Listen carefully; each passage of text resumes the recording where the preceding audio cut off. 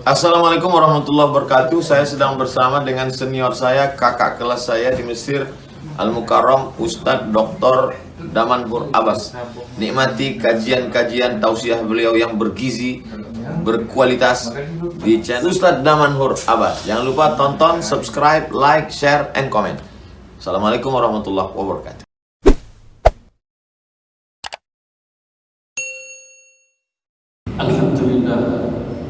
Alhamdulillah binikmatihi tatimmu shalihat. Asyhadu an la ilaha illallah wa asyhadu anna Muhammadan abduhu wa rasuluh.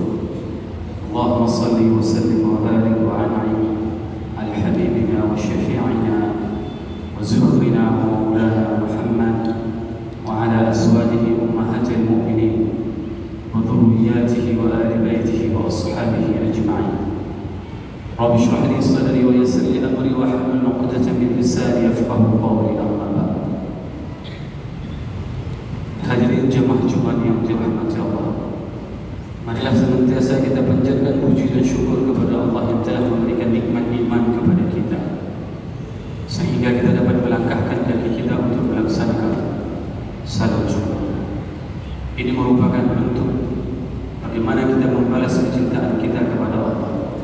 Hari ini Allah masih memberikan kesempatan kepada kita, masih memberikan cintanya kepada kita, sehingga kita bisa bermunajat kepada, sehingga kita bisa menempelkan dahi kita di lantai, mengadukan seluruh keluh kesah kita, dan kita membalas kecintaan tersebut dengan mematuhi apapun yang diperintahkan oleh Allah.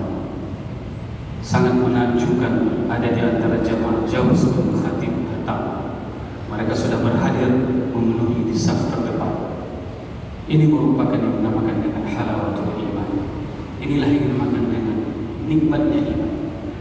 Karena masih ada di antara saudara-saudara kita pada saat khatib berada di atas mimbar ini, mereka masih memilih untuk menghabiskan rokok di tangannya sembari menunggu khatib akan turun, baru mereka akan bergegas untuk memasuki masjid Allah. Salawat dan salam bersama-sama kita panjatkan kepada junjungan kita Nabi besar Muhammad sallallahu alaihi wasallam yang telah mengajarkan kepada kita segala aspek tatanan kehidupan. Rasulullah sallallahu alaihi wasallam mengajarkan kepada kita di hari yang dinamakan dengan Sayyidul Ayyam, penghulu hari, yaitu untuk memperbanyak berselawat kepada baginda Rasulullah sallallahu alaihi wasallam. Dikarenakan dengan kita berselawat kepada baginda Rasulullah sallallahu alaihi wasallam akan timbul rasa cinta di dalam diri kita untuk mengamalkan apapun yang diperintahkan oleh baginda Rasulullah sallallahu alaihi wasallam. Dikarenakan pada saat kita mengamalkan apapun yang diperintahkan oleh baginda Rasulullah, maka kehidupan kita akan berada di terang benderang, kendati kita berada di tengah malam gelap itu. Lailuha kana hariha la yazi'u anha illa hari. Kendati seseorang itu berada di tengah malam, namun pada saat dia menerapkan apapun yang diperintahkan oleh Allah dan Rasulnya, maka mereka akan berada pada posisi terang.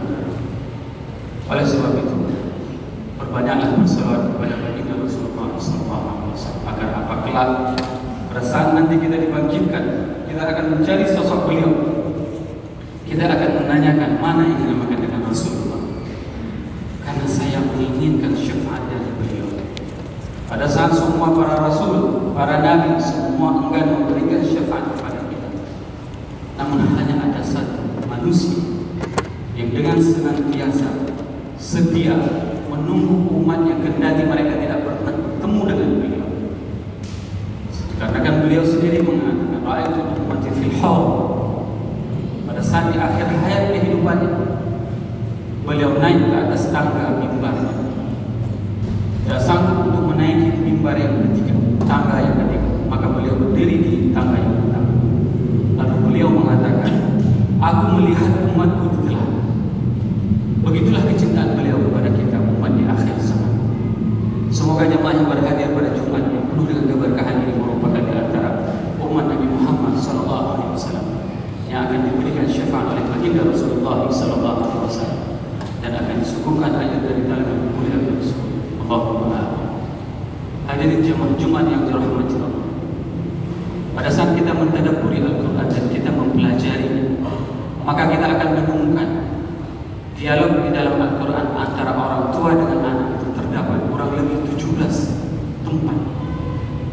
surat.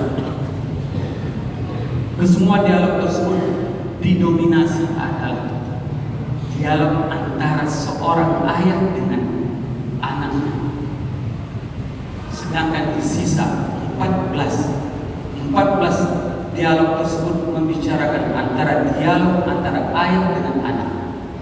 Sedangkan sisanya itu adalah dialog antara anak dengan ibunya. Oleh sebab itu, maka sangatlah wajar pada saat Allah bersumpah demi kita para ayah. Kenapa Allah bersumpah? Fala uqsimu bimawaqi'in nujum wa innahu laqasamun law ta'lamuna 'azim. Sungguh pada saat Allah bersumpah dengan segala sesuatu dengan makhluknya, maka sumpah tersebut, makhluk tersebut adalah sesuatu yang spektakuler, sesuatu yang dahsyat.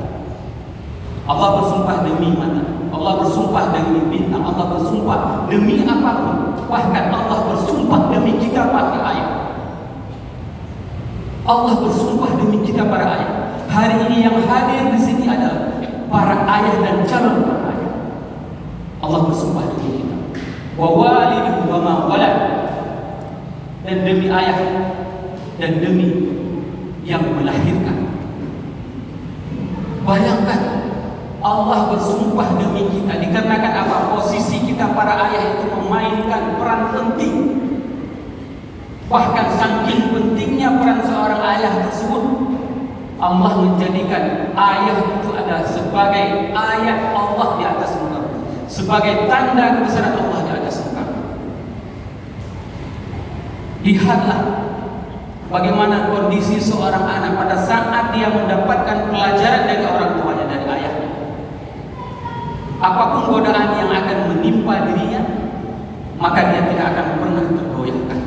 Kendati dia sudah berada berduaan di dalam kamar terkunci, tidak ada yang tahu. Dan itu diabadikan di dalam Al-Quran. Bagaimana kisah Yusuf, pemuda yang ganteng, digoda oleh seorang perempuan yang cantik kaya raya, Imra'atul Aziz, yang mempunyai kekuasaan. Dan pada saat itu Al-Quran sendiri yang menggambarkan bahwasanya timbul nafsu pada Nabi Yusuf pada saat itu. Dikarenakan apa? Dikarenakan sudah berduaan dengan perempuan. Maka pada saat itu ada sebuah ungkapan yang diungkapkan di dalam Al-Quran, dan ini menjadi bukti bahwasanya peran seorang ayah itu sangat penting dalam kehidupan anak. Apa yang dikatakan oleh Nabi Yusuf? Laula arwa'a burhana rabbi, kalaulah aku tidak melihat cahaya Tuhanku. Para mufassirin semua sepakat bahwasanya cahaya Tuhan tersebut adalah hadirnya Nabi Yakub, hadirnya sang ayah. Pada saat seorang anak ingin melakukan kemaksiatan kepada Allah, maka hadirlah sosok seorang ayah. Maka mufassirin mengatakan, di antara mereka ada yang mengatakan Nabi Yakub pada saat itu menggigit jarinya, mengatakan kepada Yusuf, jangan wahai anak, jangan engkau lakukan perbuatan tersebut. Engkau adalah keturunan yang baik. Dan di riwayat yang lain dikatakan sampai-sampai Nabi Yakub itu menolak dada Nabi Yusuf. Ini adalah bukti keterikatan emosional dan keimanan antara seorang ayah dengan seorang anak. Maka hari ini, pada saat generasi ini mereka kebablasan melakukan kemaksiatan kepada Allah, yang menjadi pertanyaannya, di mana sosok sang ayah tersebut? Di mana peran sang ayah? Sehingga seorang anak bisa menghabiskan waktunya di depan gadgetnya, sehingga seorang anak bisa menelusuri seluruh jagat raya untuk mengakses pornografi. Di mana kehadiran seorang ayah? Apakah ayahnya tidak pernah ada? Apakah ayahnya tidak menjadi bukti tanda kekuasaan Allah di atas muka bumi bagi dia seorang anak, sehingga dia bisa melakukan judi online? Hari ini lihatlah generasi muda kita. Siapa yang memiliki akses untuk memainkan judi online tersebut? Siapa yang memberikan akses tersebut? Banyak di antara orang tua pada saat mereka mengkomplain kepada para ustaz, para tunggu, wahai tunggu anu lo hanya lena pisah dengan HP. Pertanyaan so yang do HP kan? So yang do pulsa kan? Ini adalah bentuk kasih sayang yang salah. Bentuk kasih sayang yang salah terhadap generasi kita. Terkadang kita mencintai generasi kita, namun cara mencintainya itu salah, sehingga mereka terlibat dalam kemaksiatan kepada Allah. Hadirin jamaah Jumat yang dirahmati Allah, kalau seandainya seorang ayah itu adalah ayah yang alim, ayah yang saleh, maka jangan pernah mengkhawatirkan akan generasinya. Lihatlah dan pelajarilah bagaimana kisah Ashabul Kahfi. Di dalam surat Kahfi diceritakan ada anak orang yang saleh, bahkan dalam riwayat dia dikatakan adalah anak generasi keturunan yang ketujuh dari orang yang saleh tersebut. Bukan generasi pertama, tapi kakek-kakeknya adalah orang yang saleh. Tapi lihat dahsyatnya kesalehan orang tua tersebut, itu diabadikan di dalam Al-Quran. Bahkan komunitas masyarakat kampungnya itu adalah masyarakat kampung yang memang sangat bejat. Pada saat Nabi Musa datang ke kampung tersebut dan mereka kehabisan bekal makanan, maka pada saat itu semua orang kampung mengabaikannya untuk memberikan makanan kepada mereka. Namun Nabi Musa bersama Nabi Khairi dan Yusha bin Nun, 3 orang Nabi, bayangkan 3 orang Nabi membangun rumah anak muda yang saleh. Dikarenakan apa? Dikarenakan orang tuanya saleh. Maka jangan pernah khawatir terhadap harta yang apa yang akan kita simpan untuk generasi kita. Selama orang tuanya yang saleh, maka Allah lah yang akan menjaganya. Ini yang harus menjadi pelajaran bagi kita jemaah yang dirahmati Allah. Terkadang kita apa mencari rezeki. Dan baru-baru ini ada salah seorang jamaah yang menceritakan kisah tobatnya kepada saya. Dia ceritakan kepada saya, Ustaz, saya kerja siang malam mencari rezeki, mencari harta. Dimanapun ada harta saya akan kejar.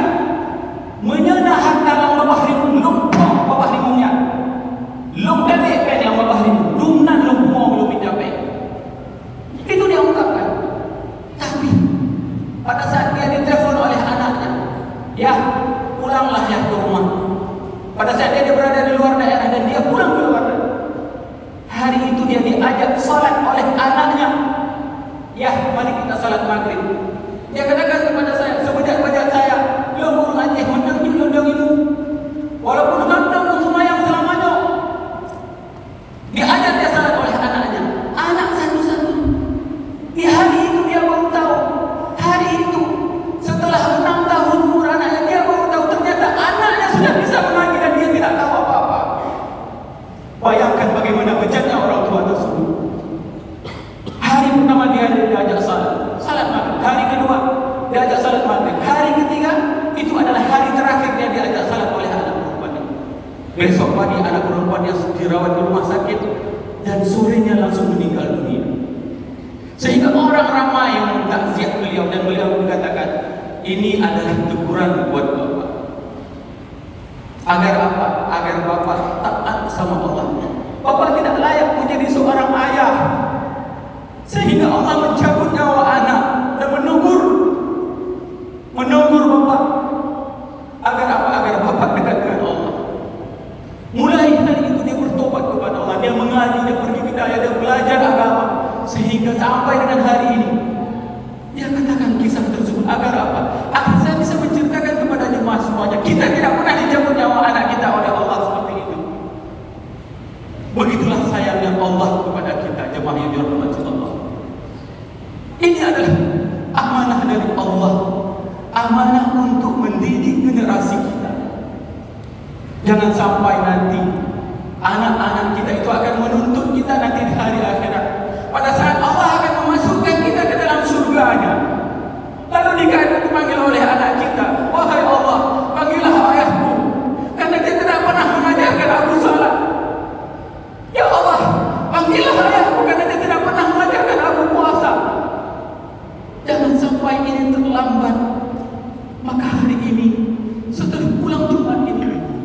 Perbaiki kehidupan rumah tangga kita. Ajari anak-anak kita agar mereka mengenal Allah, agar mereka taat kepada Allah, agar mereka menjadi generasi penerus setelah kita tidak ada. Karena tidak ada yang diharapkan oleh orang tua jemaah yang dirahmati Allah. Tidak ada sebuah harapan yang diinginkan oleh orang tua kecuali pada saat dia meninggal dunia. Tidak ada orang yang memandikannya kecuali anaknya. Kenapa? Karena setiap pagi seorang ayah itu memandikan anaknya, memakaikan dia baju, menyisir rambutnya. Harapan orang tua pada saat dia meninggal dunia, anaknya yang akan menggosok daginya sehingga dia tidak nampak aibnya oleh orang lain. Anaknya yang akan memasangkan kain kafannya sehingga orang lain tidak melihat tubuhnya, aibnya. Anaknya yang akan menyarankannya sebagaimana dia membenarkan mengajarkan anaknya untuk salat. Ini adalah sebuah kebahagiaan. Terlebih sang anak menurunkan ayahandanya, ibundanya ke dalam kuburan. Dikarenakan apa? Dikarenakan dulu setiap malam pada saat kita merengek tidak bisa tidur, dipeluk kita sama orang tua kita, digendong kita sama orang tua kita, sehingga diletakkan kepala kita dengan perlahan di atas kasur. Agar apa? Agar kita bisa tidur nyenyak. Hari yang diharapkan oleh orang tua adalah hari di mana di saat kita meletakkan kepala ayah ibu kita di dalam kuburan dan tangan tersebut adalah tangan kita. Ini adalah semua harapan yang diinginkan oleh orang tua. Maka wahai para anak, berbaktilah kepada orang tuamu. Pada saat mereka masih ada, cium tangannya, peluk dia, bahagiakan dia, belikan dia makanan kesukaannya. Karena kita telah menyusahkannya pada saat kita kecil. Maka pada saat kita besar seperti ini, inilah waktu bagi kita untuk mengabdi kepadanya. Allah sendiri yang mengatakan, pada saat Allah mengatakan wa qadha rabbuka alla ta'budu illa iyyahu wa bil walidayni ihsan. Allah menyandingkan ketaatan kepada dirinya. Tidak boleh kita menyembah selain Allah. Lalu Allah mengatakan, berbaktilah kepada orang tuamu. Ibnu Abbas menjelaskan kata-kata ihsan itu adalah tidak ada batasannya berbuat baik kepada orang tua. Tidak ada limit. Karena ihsan itu adalah berbuat baik tanpa henti dan tanpa batas. Apapun tingkah laku mereka. Mungkin ada di antara jemaah yang ditinggalkan oleh orang tuanya, tidak dipeduli oleh orang tuanya. Jangan anggap mereka adalah orang tua yang berdosa, tapi mintalah ampun kepada Allah. Bagi mereka yang sudah tidak ada, bermunajatlah kepada Allah, memintalah kepada Allah agar kubur mereka diluaskan, agar kita menjadi amal terbaik, agar kita anaknya merupakan amal terbaik bagi mereka yang sudah tidak ada. Hadirin jemaah-jemaah yang dirahmati Allah, semoga apa yang khatib sampaikan ini bermanfaat kepada khatib dan kepada jemaah semuanya, sehingga timbul kesadaran bagi kita para ayah dan bagi kita para anak untuk berbakti kepada orang tua kita. Mari sama-sama kita memasuki kepada rukun dua khutbah. Alhamdulillah, alhamdulillahilladzi khassana bi kitabin unzil wa akramana bi nabiyyin ursil. Asyhadu an la ilaha illallah lahu da'watul haqq hadisun 'alaiha wa ujaba tabshiri biha wa takum minkum ummatun yad'una ila al-khair wa ya'muruna bil ma'ruf wa yanhauna 'anil munkar wa ulaika humul muflihun. Wa asyhadu anna Muhammadan 'abduhu wa rasuluhu ballagha ar-risalah wa adda al-amanah wa nasaha al-ummah wa kashafa al-ummah hatta atana al-yaqin lailuha kanahariha la yazighu anha illa halik.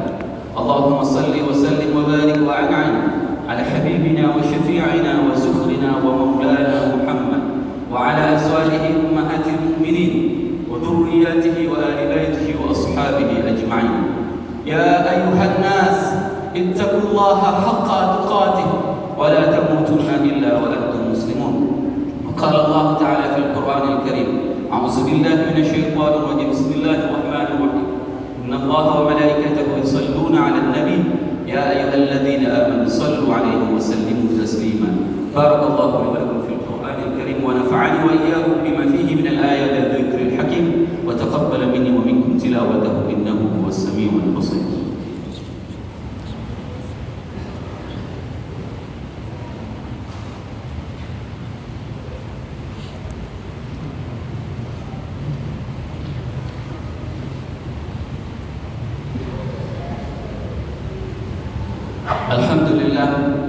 الحمد لله غافر الذنب وقابل التوب شديد العقاب، لا إله إلا الله. أشهد أن لا إله إلا الله وأشهد أن محمدا عبده ورسوله. اللهم صل على روح سيدنا محمد في الأرواح، وعلى جسده في الأجساد، وعلى قبره في القبور، وعلى آله وأصحابه أجمعين. يا أيها الناس اتقوا الله حق تقاته ولا تموتن إلا وأنتم مسلمون. وقال الله تعالى في القرآن الكريم: أعوذ بالله من الشيطان الرجيم، بسم الله الرحمن الرحيم، إن الله وملائكته يصلون على النبي يا أيها الذين آمنوا صلوا عليه وسلموا تسليما. اللهم اغفر للمسلمين والمسلمات والمؤمنين والمؤمنات الأحياء منهم والأموات، إنك سميع قريب مجيب دعوات، ويا قاضي الحاجة ربنا لا تؤاخذنا إن نسينا أو أخطأنا، ربنا ولا تحمل علينا إصرا كما حملته على الذين من قبلنا، ربنا ولا تحملنا ما لا طاقة لنا به، واعف عنا واغفر لنا وارحمنا، أنت مولانا فانصرنا على القوم الكافرين. اللهم أعز الإسلام والمسلمين، وهلك الكفرة والمشركين، ودمر أعداءك أعداء الدين. اللهم انصر إخواننا المستضعفين المظلومين في بيت المقدس، اللهم انصر إخواننا المستضعفين المظلومين في غزة، اللهم انصر إخواننا المستضعفين المظلومين في كل مكان. ربنا